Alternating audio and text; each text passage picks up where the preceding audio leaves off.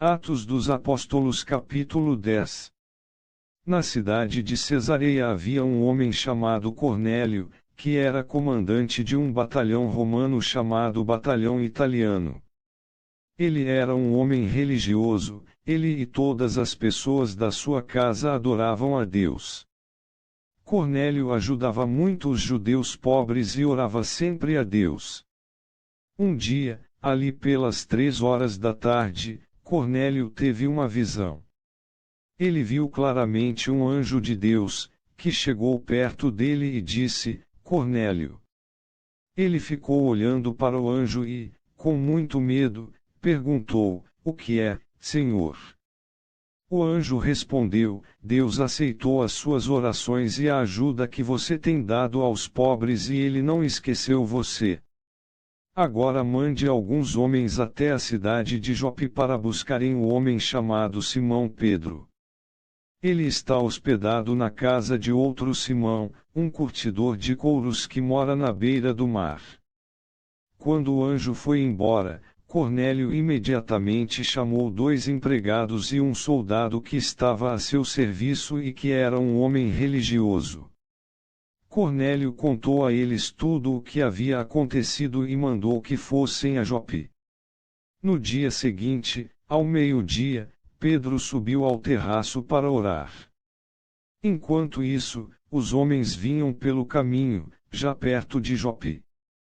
Pedro ficou com fome e quis comer alguma coisa. Enquanto o almoço estava sendo feito, ele teve uma visão. Viu o céu aberto e uma coisa parecida com um grande lençol amarrado pelas 4 pontas, que descia até o chão.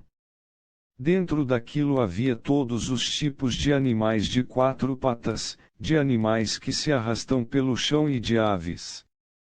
Então Pedro ouviu uma voz, que dizia: Pedro, levante-se. Mate e coma. Pedro respondeu: De jeito nenhum, Senhor.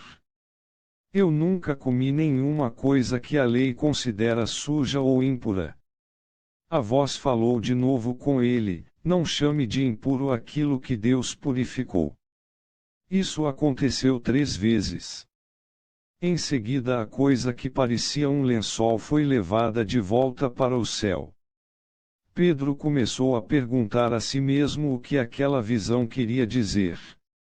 E naquele momento os homens que Cornélio havia mandado já tinham se informado sobre onde ficava a casa de Simão e estavam na porta. Eles chamaram alguém da casa e perguntaram: Por acaso um homem chamado Simão Pedro está hospedado aqui? Pedro ainda estava pensando na visão, quando o Espírito Santo disse: Escute. Estão aí 3 homens procurando você. Agora apronte-se, desça e vá com eles. Vá tranquilo porque fui eu que mandei que eles viessem aqui. Então Pedro desceu e disse aos homens: Eu sou a pessoa que vocês estão procurando. Por que vieram aqui? Eles responderam: Nós fomos mandados pelo comandante Cornélio. Ele é um homem bom, teme a Deus e é muito respeitado por todos os judeus. Um anjo de Deus mandou que ele pedisse a você que fosse até a casa dele para que ele ouvisse o que você vai dizer. Então Pedro convidou os homens para entrarem, e os hospedou ali naquela noite.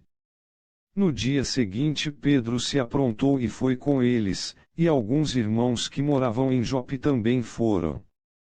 No outro dia chegaram à cidade de Cesareia. Cornélio e os parentes e amigos mais íntimos que ele tinha convidado já estavam esperando Pedro. Quando Pedro ia entrando, Cornélio veio ao seu encontro, ajoelhou-se e curvou a cabeça diante dele. Mas Pedro fez com que ele se levantasse e disse: Fique de pé, pois eu sou apenas um homem como você. Enquanto conversava com Cornélio, Pedro entrou na casa e encontrou muita gente reunida ali. Então disse a todos: Vocês sabem muito bem que a religião dos judeus não permite que eles façam amizade com não-judeus ou entrem nas casas deles. Mas Deus me mostrou que eu não devo chamar ninguém de impuro ou de sujo. Por isso, quando vocês me chamaram, eu vim de boa vontade. Agora quero saber por que foi que vocês mandaram me chamar. Cornélio respondeu: 3 dias atrás, às 3 horas da tarde, eu estava orando aqui em casa. De repente, um homem vestido com roupas brancas apareceu na minha frente e disse: Cornélio, Deus ouviu as suas orações e lembrou do que você tem feito para ajudar os pobres. Mande alguém até Jope a fim de buscar Simão, que também é chamado de Pedro. Ele está hospedado na casa de Simão, o curtidor, que mora na beira do mar. Então eu mandei chamar você logo, e você fez muito bem em vir. Agora estamos todos reunidos aqui na presença de Deus, prontos para ouvir o que o Senhor mandou você dizer. Então Pedro começou a falar.